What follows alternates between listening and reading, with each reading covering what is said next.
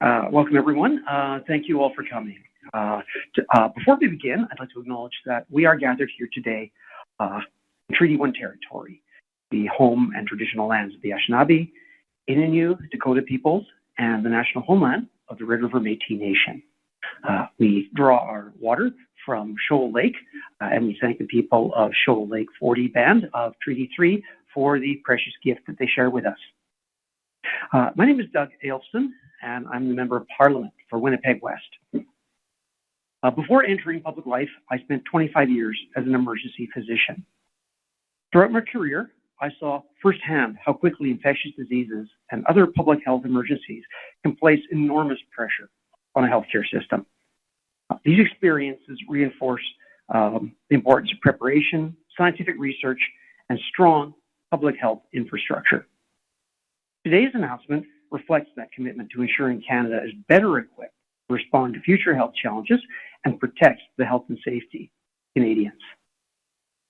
Joining me today are Dr. Keith Fowke, Department Head and Professor in the Department of Medical Microbiology and Infectious Diseases at the Max Rady College of Medicine, Minister Mike Moroz, Manitoba's Minister of Innovation and New Technology, the Honourable Renee Cable, Minister of Advanced Education and Training, and the Honourable Terry Duguid, Member of Parliament for Winnipeg South.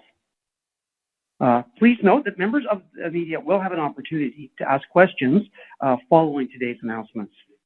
I'd like to extend my sincere thanks to the National Microbiology Laboratory for welcoming us here today for the outstanding work of its researchers and staff to advance public health in Canada and around the world. We are here to announce an important milestone in the development of the Medical Countermeasures Laboratory facility in Winnipeg. Building on the lessons learned from recent public health emergencies, this state-of-the-art facility will strengthen Canada's ability to develop vaccines, therapeutics, and diagnostic tools. It will also enhance our readiness to respond rapidly to future public health threats while supporting world-class scientific research and innovation here in Winnipeg.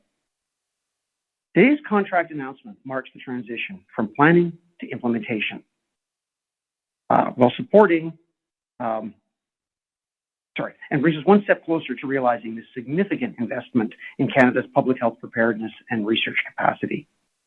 It's now my pleasure to invite my colleague, the Honourable Terry Duguid, Member of Parliament for Winnipeg South, to make today's announcement.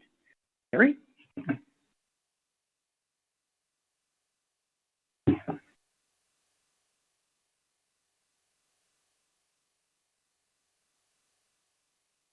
Well, thank you very much, Dr. Doug, for the introduction, for being our MC today, for being a great colleague from Winnipeg West, just to the west of my particular constituency of Winnipeg South, and for your good work on the House of Commons Health Committee, and of course for your decades and decades of service to the citizens of our community. Thanks for being here.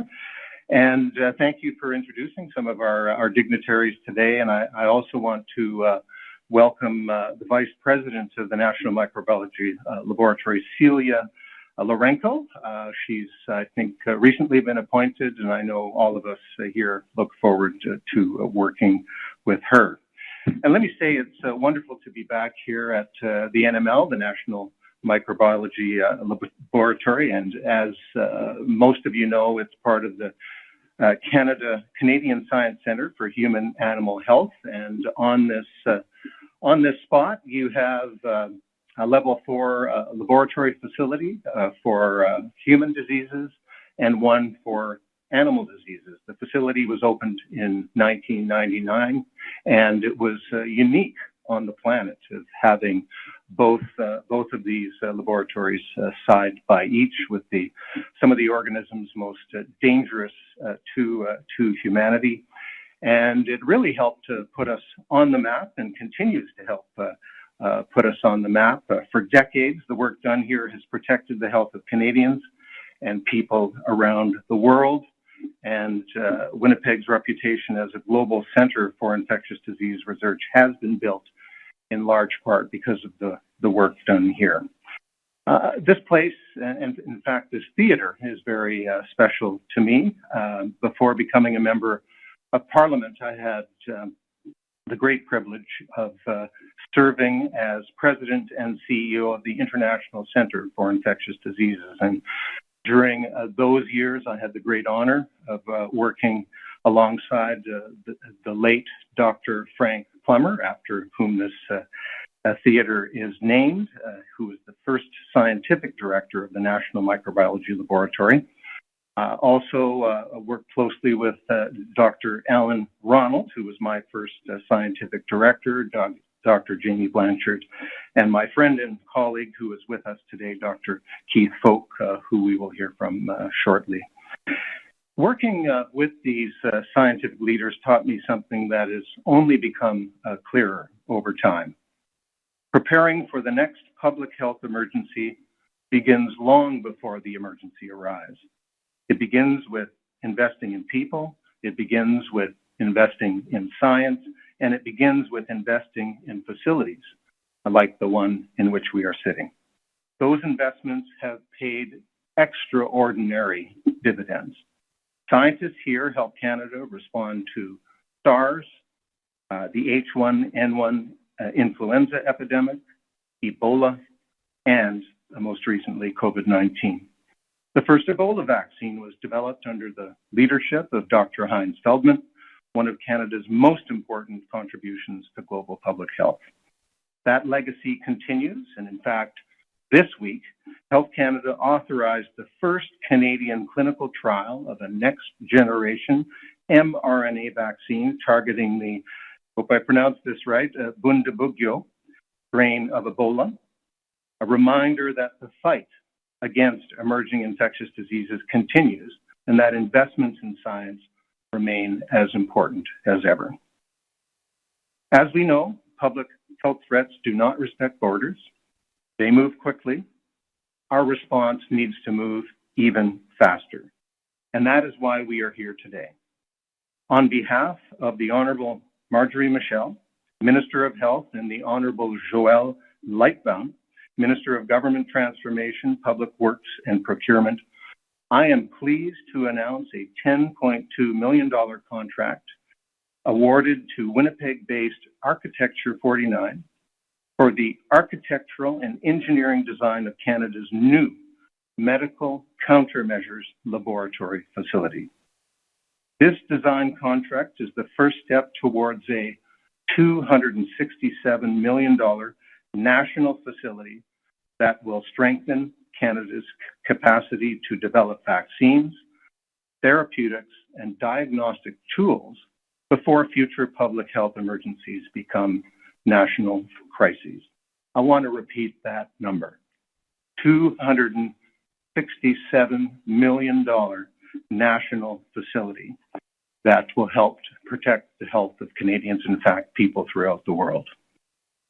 J'annonce aujourd'hui un contrat de $10.2 millions accordé à Architecture49 de Winnipeg pour concevoir le nouveau laboratoire canadien de countermeasures médicales. Ce laboratoire représente un investissement de 267 millions de dollars. Il permettra au Canada de développer des vaccins, des traitements et des outils diagnostiques afin d'être mieux préparé aux prochaines urgences de santé publique.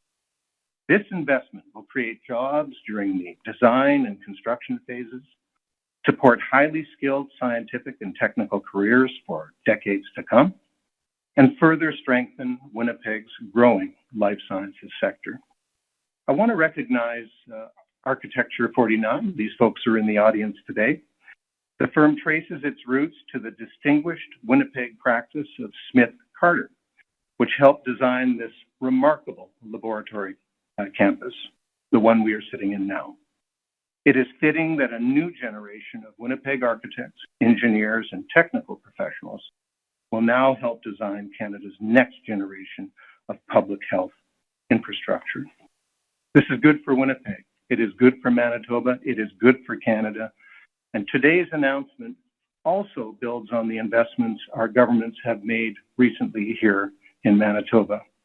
Earlier this year, I was pleased to join Manitoba's Minister of Innovation and New Technology, Mike Moroz, who's with us, and he and the Government of Manitoba have been great partners in so many initiatives involving science and innovation.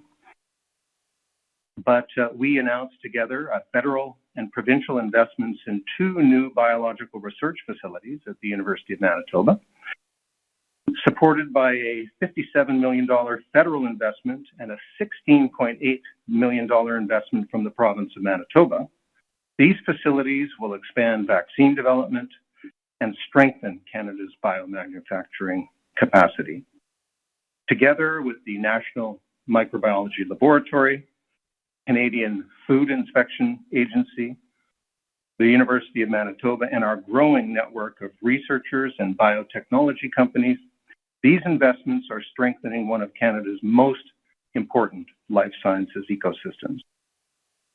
They are accelerating the path from discovery to vaccines, diagnostics, and new therapies that improve people's lives here at home and around the world. And that brings us back to today's announcement. The new Medical Countermeasures Laboratory will build on that momentum.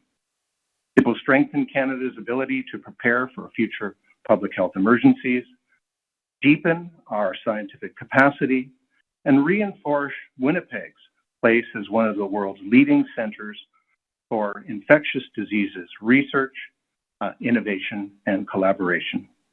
Today's announcement is an investment in science, it is an investment in innovation, and most importantly, it is an investment in the talented Canadians whose discoveries will protect lives, strengthen our economy, and help keep Canadians safe. It is now my pleasure to invite my friend and one of Canada's leading infectious diseases researchers, Dr. Keith Fowke, to share a few words. Keith.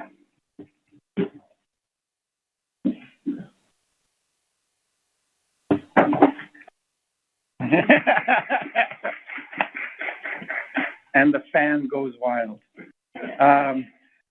Thanks very much, Terry. It's a real honor to be here today. As Terry mentioned, my name is Keith Fowke, and I'm a professor across the street at the University of Manitoba at the Department of Medical Microbiology and Infectious Diseases. And I'm also wearing a new hat, and that's the scientific director of the Canadian Institutes for Health Research, which is Canada's premier health research funder. Their Institute for Infection and Immunity, which is newly moved to Manitoba because of the critical mass we have here. So for over 27 years, I've had the pleasure of collaborating with many of the scientists and the leadership of the NML, and as Terry mentioned, including Frank Plummer, who this theater is named after and who's my past mentor, collaborator, and friend. And over that time, I've been witness to some of the outstanding innovations that the NML has produced, such as the Ebola vaccine is the most prominent one that happened over 15 years ago. The NML is an outstanding facility that is designed to conduct world-leading research, and this announcement builds on that potential. Part of the reason for the excellence of the science that the NML produced is the nationally unique critical mass of infectious disease organizations that are here in Winnipeg. I think that's underappreciated by many. This critical mass includes not only the NML here, but also located in this building is the Canadian Food Inspection Agency's National Foreign Animal Disease Laboratory. There's the National Collaborating Center for Infectious Diseases and the institute that I lead now, the Institute for Infection and Immunity. At the provincial level, we have the CADM Provincial Lab, which is our primary public health lab, as well as the Provincial Veterinary Services Lab, which we collaborate with. There's academic units at the University of Manitoba, such as my Department of Medical Microbiology and Infectious Diseases, Department of Immunology, and many others. And then as we see today, there's industrial expertise in infectious diseases here, including Emergent Biosolutions that was spun out of the University of Manitoba and now have a life of its own as Emergent Biosolutions. And of course, Architecture49, which are world experts in designing high-level biocontainment laboratories all over the world. There's tremendous collaboration between these organizations. which I don't think is found in other locations. But in Winnipeg here, we're tremendously collaborative.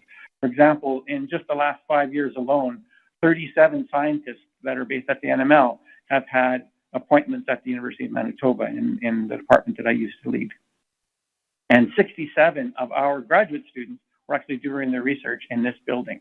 So the University of Manitoba and the NML have been collaborating on research on a number of different levels to highest success. One further example, a University of Manitoba researcher, Dr. Xiaojun Yao, is designing new vaccines against influenza and Ebola, and those are being tested here at the NML by Darwin Kabasa in their high containment facilities, something that we, especially with Ebola, we wouldn't be able to do at the University of Manitoba, although we're building some level 3 capacity. It is this collaboration and critical mass of high quality training, research, innovation, public health, expertise, and industrial excellence that makes the NML the perfect environment for this medical countermeasures facility. This facility will produce experimental vaccines and therapeutics against pathogens that have the potential to cause pandemics. Building this facility will not only provide jobs for Manitobans and provide high quality careers for scientists trained in Manitoba and all over Canada, but also help Canada produce its own vaccines against the next pandemic threat. This facility is exactly what Canada needs.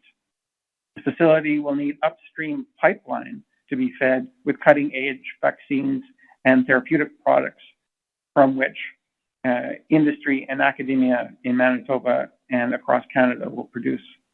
The Government of Canada, as we've already heard, has provided grants all across Canada, including $57 million to the University of Manitoba, and the province of Manitoba has contributed also for pandemic preparedness.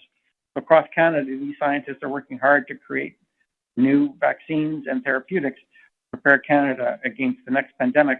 And critically, this facility will produce the products required for advanced testing.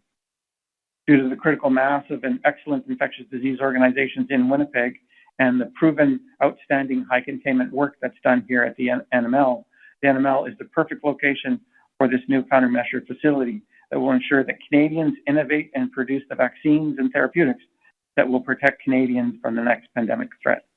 I congratulate the NML and A49 on this announcement and eagerly look forward to this facility. This facility will focus on pandemic preparedness and enhance ways in which academia will work with the NML to protect the health of Canadians. It is now my pleasure to welcome to the platform Manitoba's Minister of Innovation and New Technology, the Honourable Minister Mike Moroz.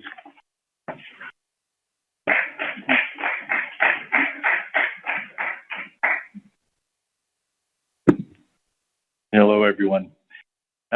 Thank you so much for the introduction and for including me and Minister Cable as part of this important announcement today.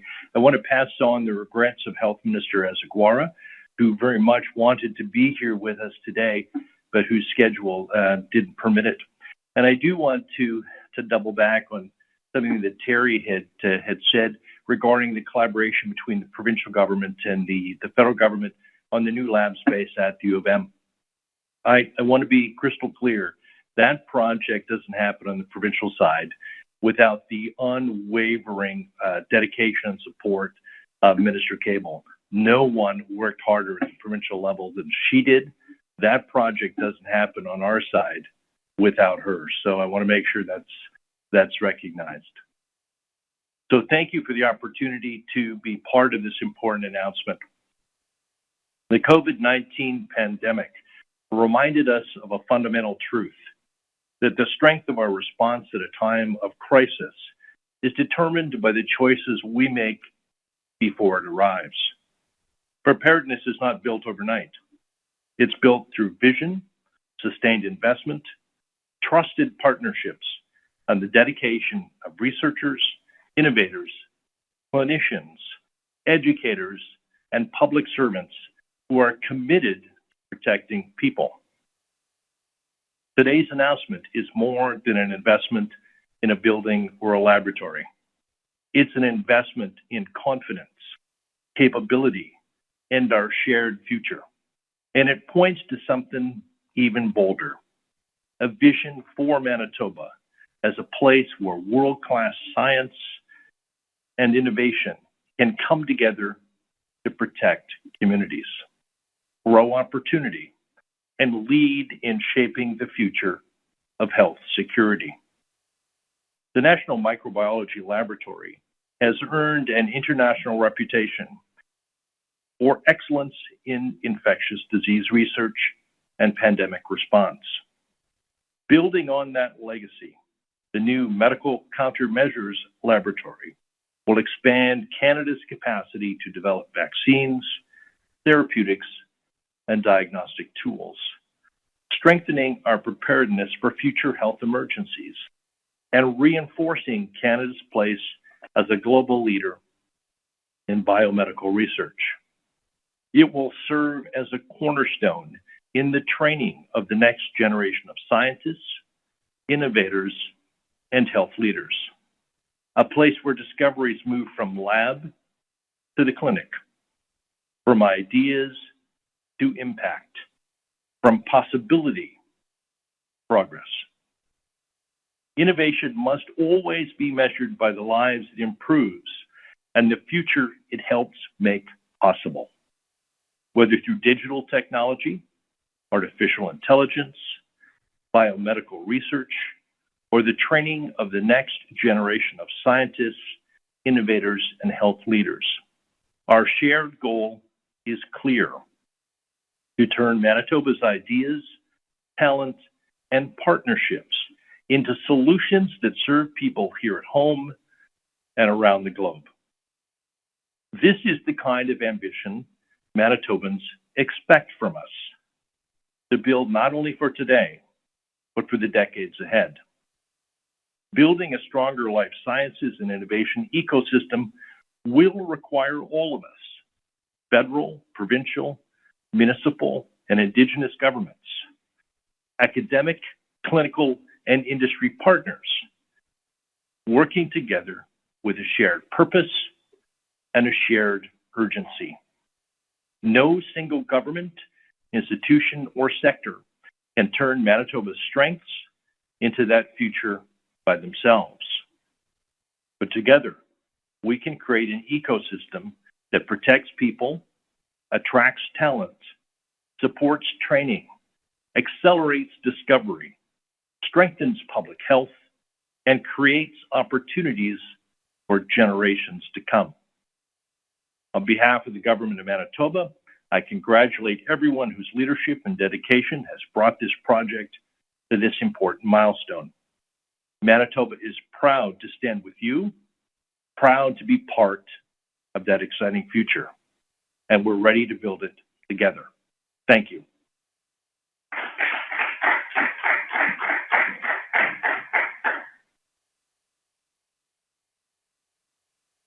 All right, I'd like to thank all of our speakers for such a great announcement today. That concludes the formal part of the presentation, and there'll now be an availability for media if anyone has questions. Our Q&A, yes. Mm-hmm.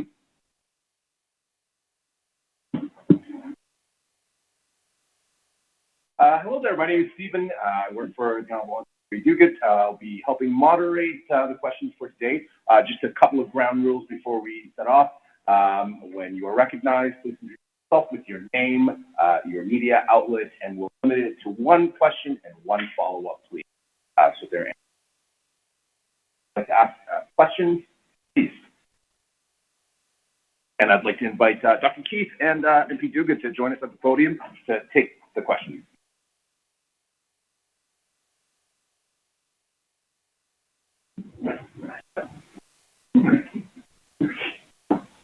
Josh Crabb with CBC Manitoba. Maybe a question for Keith, if possible.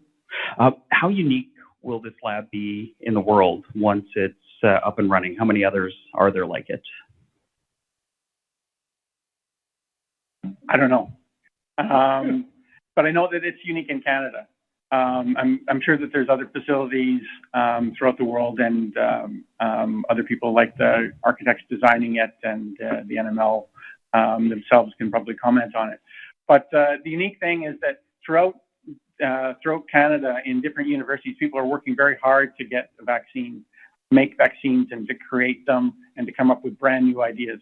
But they run into a roadblock, and that's the roadblock is when they want to test it in an animal, or maybe get far enough to do it in small level clinical studies.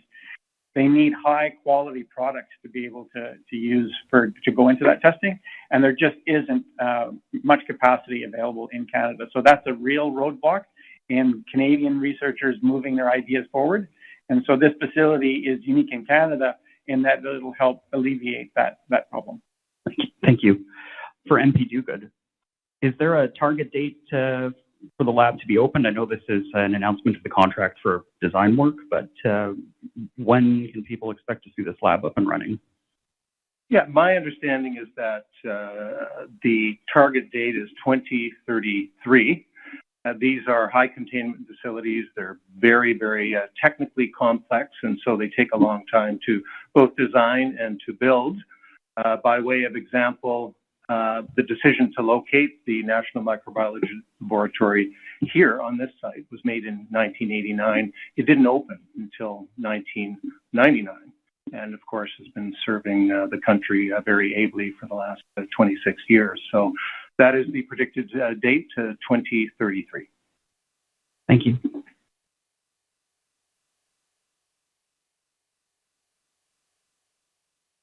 Oh, catch your breath. Or to Maggie Wilcox, Radio Canada. MP Duguid, could we do a quick French question, maybe? Mm-hmm. My French is a work in That's progress. okay. That's okay. Je parle le français lentement. J'apprécie l'effort. But so MP Duguid, you mentioned timeline 2033. Do we have any idea where in Winnipeg this will be located in the future? Yes, it'll be located on site here, adjacent to the NML and the CFIA Level 4 laboratory. So if you look in the back of this building, there's a parking lot, but there is a large field. You have tumbleweeds that are blowing across the field at times, and so there's plenty of space for this as I understand it, Level 2 and Level 3 facility. Those are biocontainment concerns. So it'll be just back attached to the National Microbiology Laboratory. And this can be for Dr. Fowke or yourself.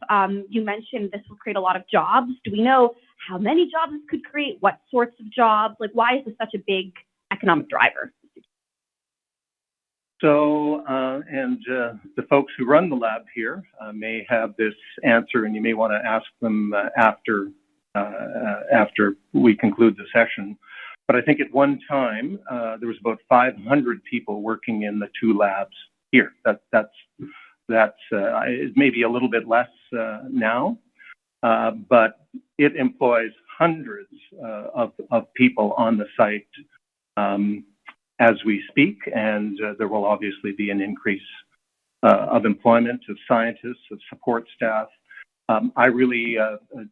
I don't have a figure on that. I am sure you can approach the Public Health Agency of Canada folks, and they'll perhaps give you an estimate. If you want to write in, the folks, I think the comms folks, I think is sitting right beside you. No?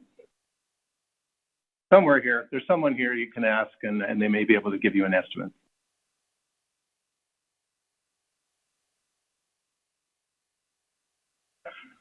But I would say, I mean, this is it's going to be upwards of $300 million building, and you can imagine that is going to require hundreds of construction staff, and also obviously the technical people who are going to have to direct the construction. So it certainly is going to be hundreds of folks that are going to be working on this site. It's going to be a significant boost in employment at a time when the country really needs it.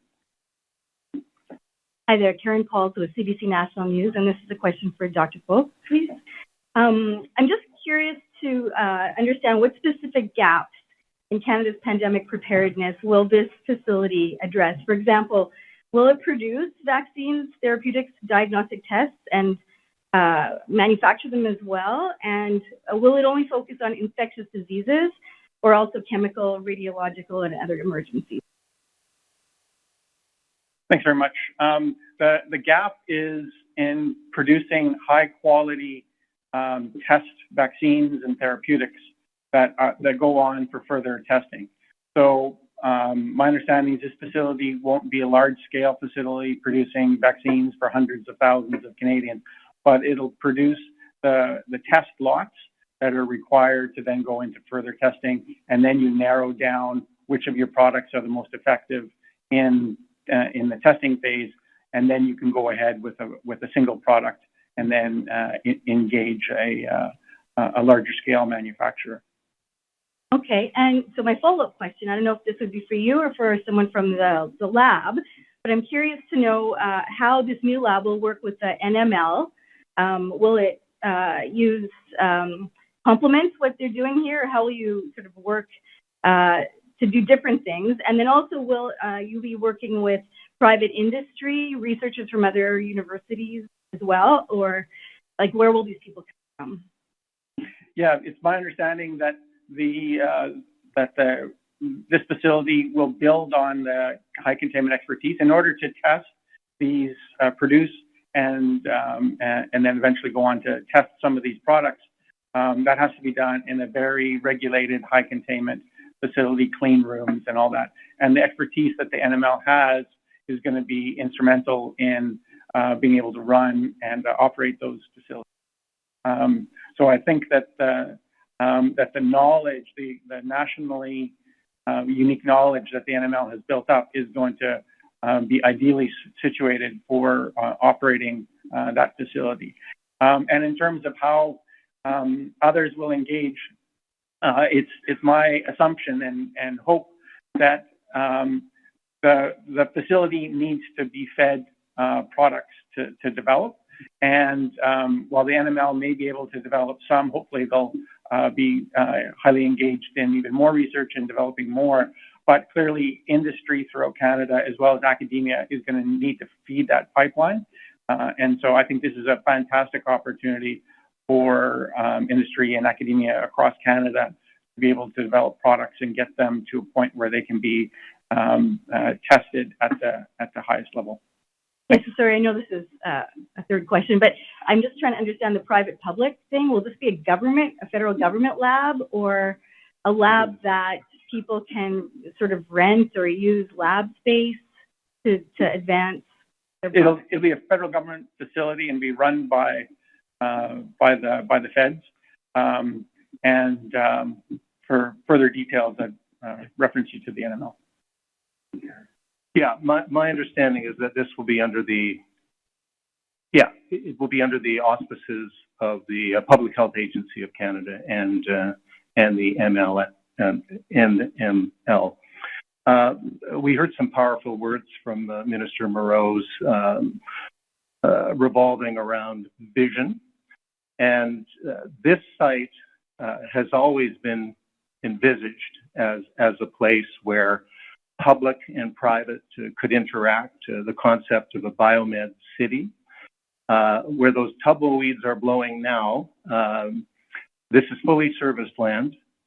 It is owned by the government, and it is certainly something that I've spoken about for more than a decade, and many others who live in this facility. We have all of these incredible assets, public and private, and that biomed city, this tract of land in and around the NML and the CFIA facility can be an attractor for the private sector to be near where all of this new knowledge is being created. So that's something that I think the provincial and federal governments can work on to revive, because we really are a special place in Canada and frankly on the planet, where we have all of these incredible assets. The U of M Medical School and MedMicro, Emergent, one of the largest biotech companies in Canada,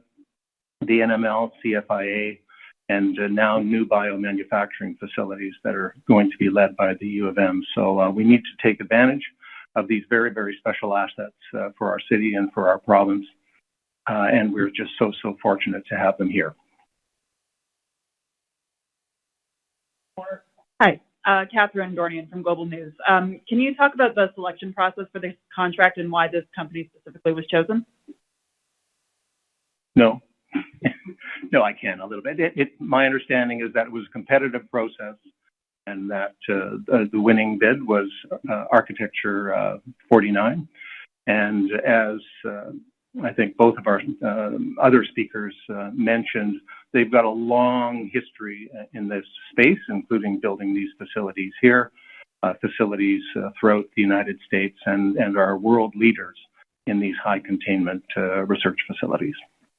And you said 2033 for opening. Do we have a target date for completion of the design and shovels in the ground?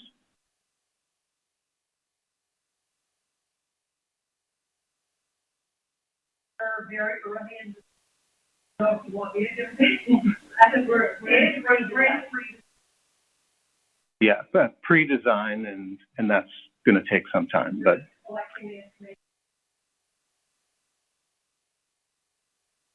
Okay. And you might want to speak to them later. Yeah. Anybody else? One last question. Sure. Someone earlier mentioned the new VP, so Celia Lorenzo. Is this news? Because I understand there was an acting VP, Steve Griccio. That might be something. She's. I don't see her in the audience. I think she is in the building, and that was news to me recently as well. So I think it's a new development, and you may want to ask our friends from the NL. Steve, did I hear your voice there?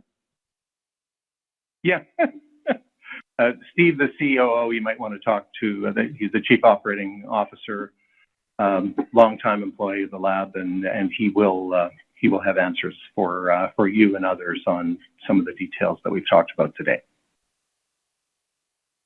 All right, folks. Let me just thank everyone for coming. Congratulate Architecture49. Thank you for your great questions. Folks, this is a big deal. This is a big deal for our city, for our province, a big deal for life sciences in Canada. This facility is going to help protect the nation and help protect the world. So thank you very much.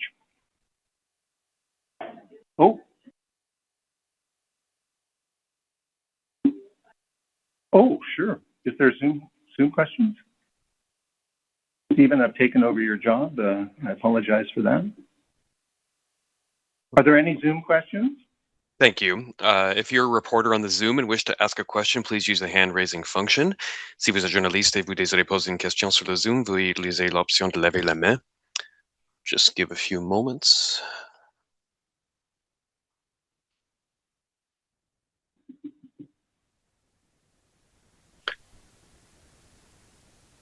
Okay, I think we're clear. No questions from reporters on Zoom. Thank you.